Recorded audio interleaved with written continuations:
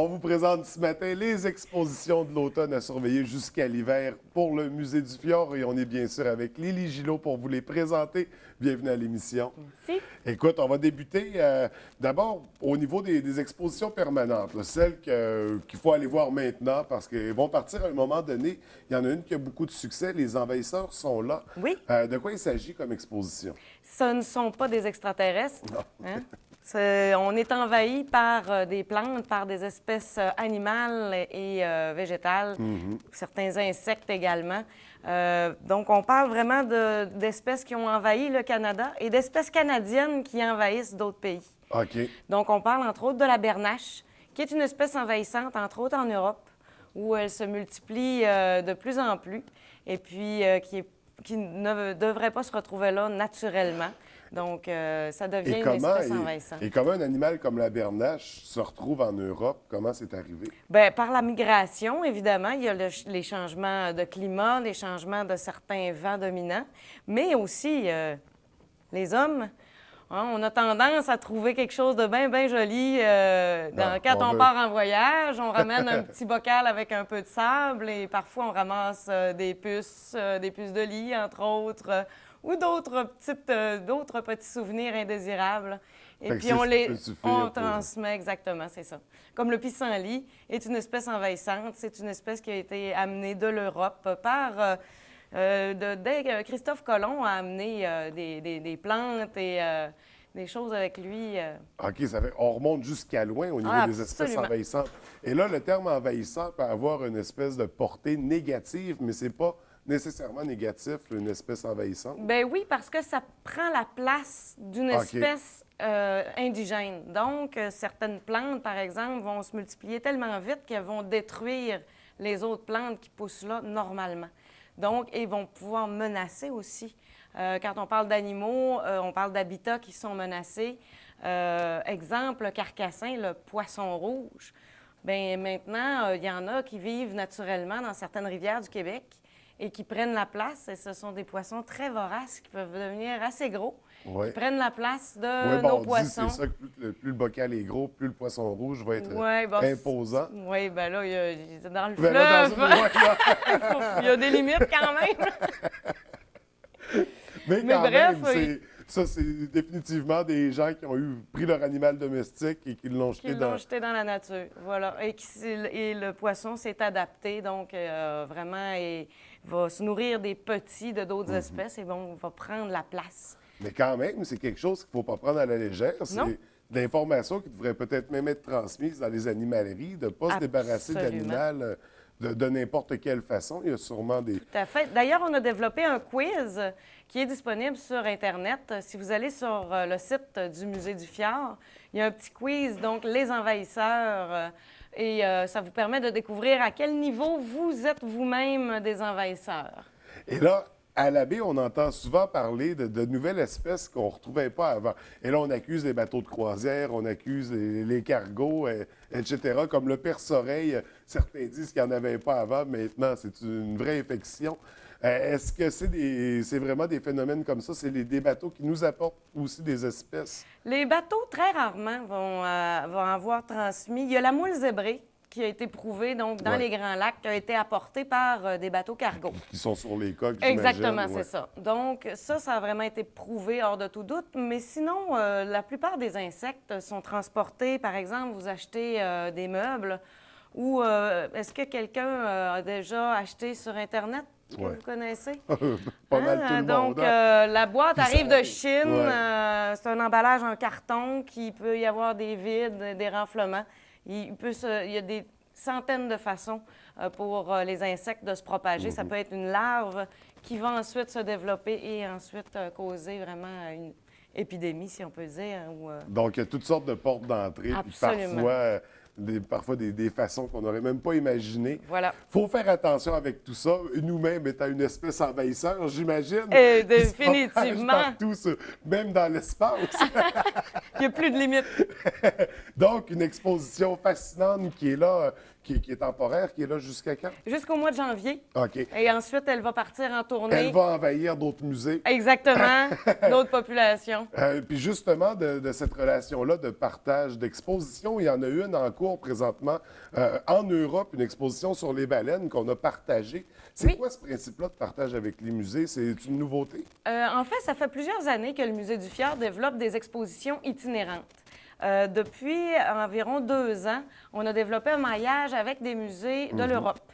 Entre autres, le Muséum d'histoire naturelle d'Orléans, en France, qui a une mission semblable au Musée du Fjord. Donc, on s'est dit, bien, on va partager notre expertise et eux nous font partager également leurs spécialistes.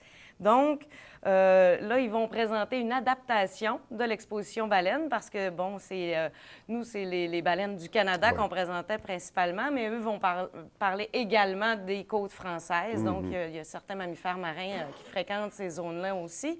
Mais on sait que pour un touriste européen, aller aux baleines, c'est quand même quelque chose de très fascinant. Alors, c'était une exposition de prédilection, là. Donc, ça va commencer le 18 octobre. OK. OK. Donc, on est à l'aube du début de l'exposition. Et ces collaborateurs-là, il va y en avoir de plus en plus des musées en relation. C'est la 3e fois, en fait, qu'une exposition du Musée du Fjord est présentée en Europe. On a présenté également l'exposition Fantastique Monstres marins, qui avait été réalisée ici en 2010, dans 2 musées, un en France et un en Belgique. Donc, c'est vraiment une récompense pour le Musée du Fjord, dans le fond, d'être reconnu au niveau international. Absolument. Donc, félicitations, chapeau. C'est par le beau travail que vous effectuez.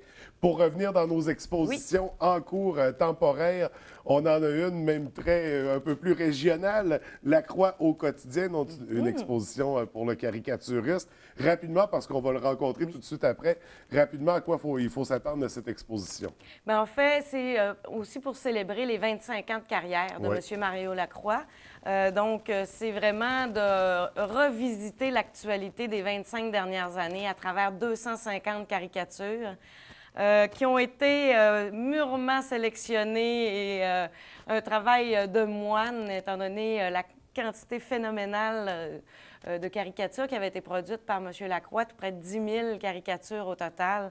Donc, ça a été un choix sans doute très difficile, mais on vous présente, c'est ça, des faits saillants, des bons moments de l'actualité sur presque 20 thèmes. Il y a 18 thématiques. Donc, l'environnement, la politique, évidemment.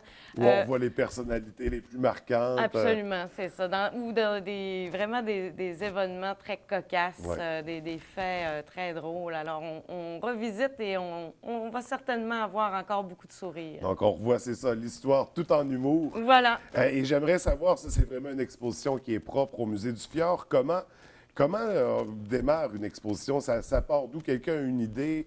On met ça en branle, on fait des relations avec les gens. Comment ça fonctionne? Ça peut prendre jusqu'à 5 ans de développer une exposition.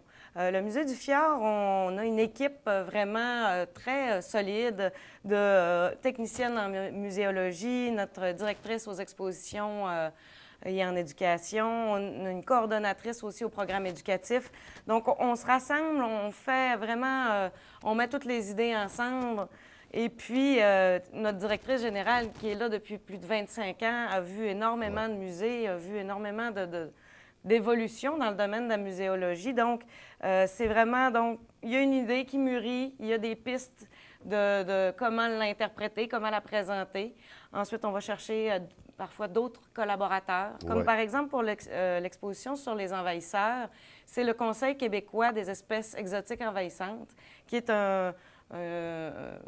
fait partie, en fait, d'un ministère au niveau de l'environnement et qui fait de la prévention, entre autres, pour les espèces envahissantes. Donc ça a été un partenaire, nous a aidé à identifier des espèces, par exemple, bien spécifiques. D'ailleurs, il y avait aussi l'insectarium, je crois, en partenariat pour fournir pour le vivarium. Entre autres. Qui est toujours là. Absolument. Le vivarium qui est aussi toujours en évolution. Comme là, on est rendu des pros de la menthe religieuse. On a des pouponnières, on a des bébés menthes religieuses qui sont absolument magnifiques. Ouais.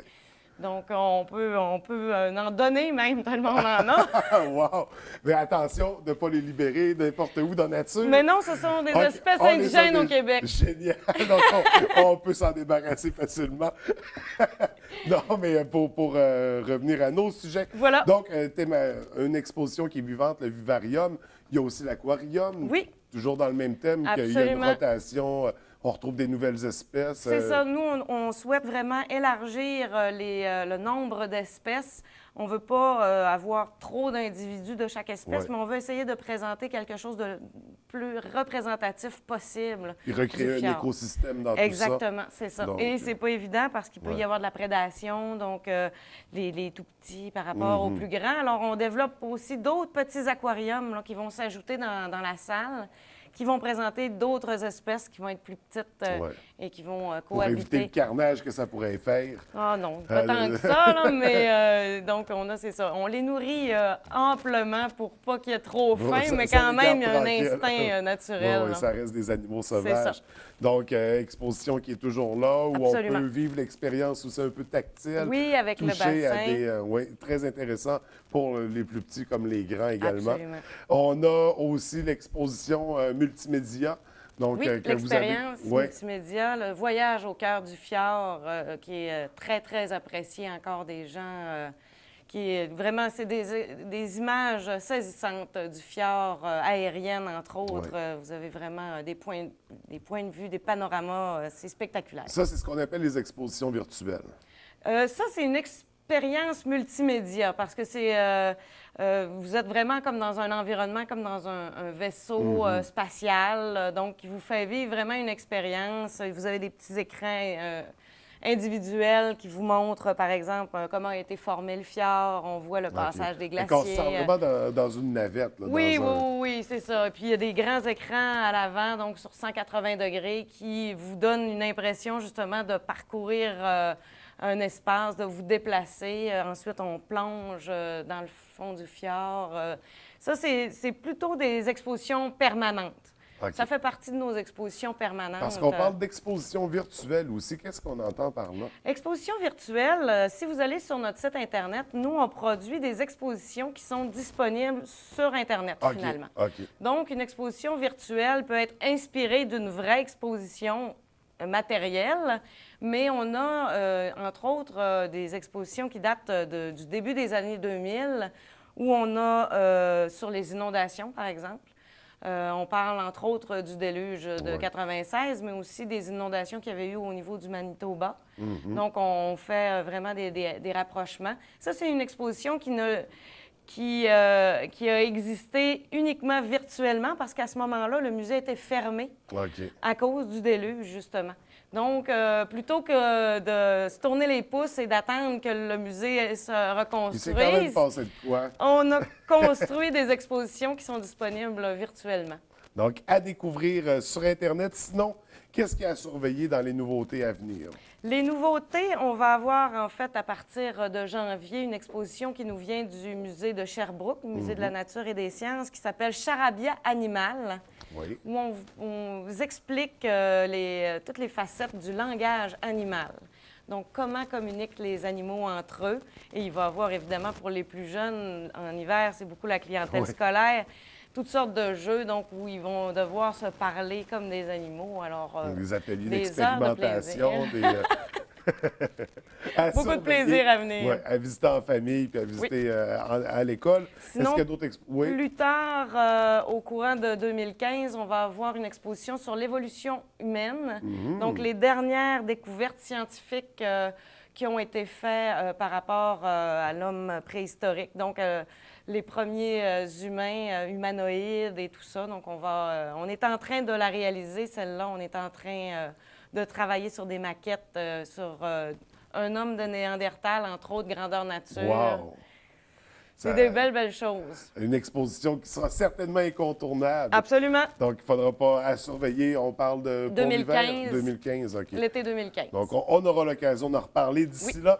En attendant, on va voir les expositions en cours, les permanentes, les temporaires. Il y en a pour tous les goûts. Je pense que c'est fascinant. Beaucoup de développement, beaucoup de nouveautés. On surveille ça de très près. C'est un plaisir de te recevoir à l'émission. Merci. On vous souhaite un bel automne et au plaisir de se revoir. Au revoir.